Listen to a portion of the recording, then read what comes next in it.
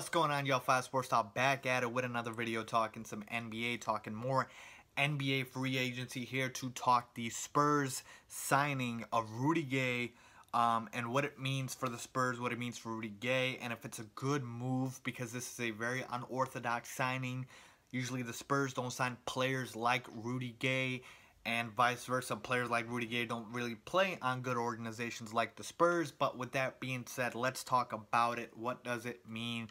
And is it a good signing or not? So right off the bat, the best thing about this signing to me by far is the contract. Okay, 2 years and $17 million. Rudy Gay must be kicking himself because he turned on a player option about $13 million last year with the Sacramento Kings, and now he was only able to get a $17 million contract over 2 years. So you see how dry the market has become for guys like this and guys like Rudy Gay because of that bonanza in free agency that we had last year where guys were getting ridiculous contracts left and right. Luol Deng, Timofey Mozgov, Ian Mahimi, guys like that. So love the contract for the Spurs because they were able to get Rudy Gay on a bargain. Usually a guy like that, he would not settle for what Rudy Gay settled for, but the market, I guess, didn't give it to him, and so this is what he got from the Spurs, and he settled for it. So this makes it already a low-risk move because it's only a 2-year deal. But the other thing is, will Rudy Gay fit with the Spurs? And this is the biggest thing here with this move is where does Rudy Gay fit? Because to me, this move could be a very solid signing if Rudy Gay accepts the role he is given, okay? And we're not just talking about a reduced role. We're talking about a possible bench role. Now, let me explain. The reason I say bench role is because if you look at the lineup, LMA at the 4, Aldridge, Kawhi at the 3, Rudy Gay has never really played the 2, and there's no room for him to play the 3 or the 4 because you're not replacing LaMarcus or Kawhi.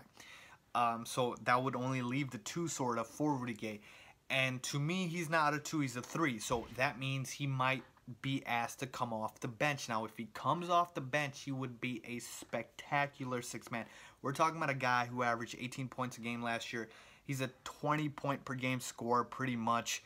He can put the ball in the basket. That's the best thing he's known for. Not very efficient at it, but he is a good scorer. And so if Pop, and if anybody can do it, it's Pop. If Pop can convince Gay to come off the bench and sort of use him in that role, or even, you know what, if you can fit him in the starting lineup and work it out like Greg Popovich can, although I don't see how that happens, great.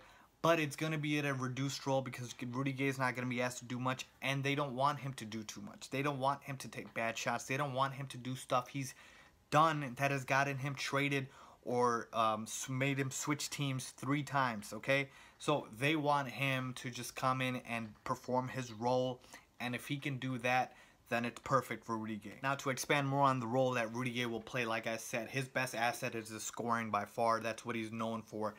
Defensively, he's lucky because now he doesn't have to do as much with Kawhi Leonard there, but he's got good size, which means in the playoffs against Golden State, you can have Rudy Gay match up with a guy like a Kevin Durant or Andre Iguodala.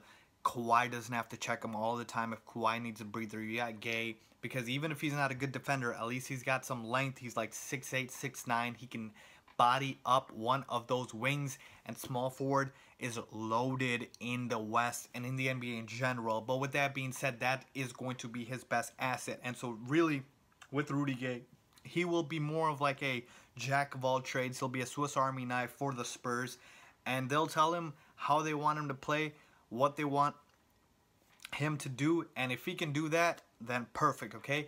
But Rudy Gay has been the type of guy in his career who's been inefficient. He's been on bad teams. He's just put up empty stats, and we've seen this before with guys like J.R. Smith, now with Nick Young, going to stable organizations and changing the type of play and the player they have been in years past. Even the Spurs have done the same with David Lee. They've made use of him when the league thought he was useless. So, like I said, if any team can do it, it is the San Antonio Spurs, and it is Greg Popovich.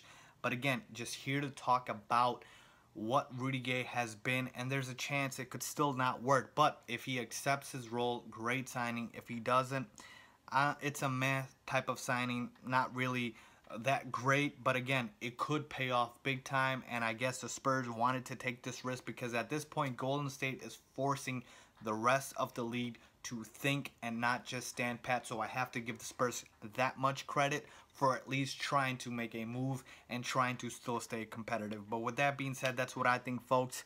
Let me know what you guys think about Rudy Gay to the San Antonio Spurs.